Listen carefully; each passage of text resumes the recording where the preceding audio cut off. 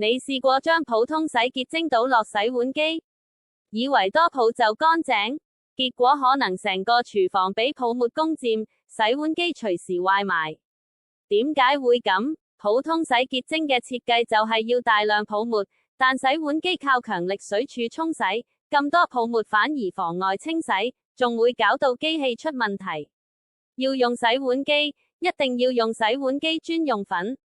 佢哋配方同普通洗潔精完全唔同，目的係徹底潔淨，同時要保持小泡甚至無泡。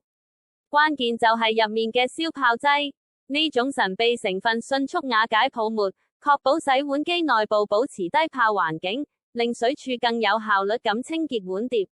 冇咗消泡劑，你部洗碗機就係個失控嘅泡泡派對製造機。所以話，選用正確嘅清潔劑，唔單止為咗乾淨，更係保護你嘅電器同屋企。下次買清潔用品，記得睇清楚包裝。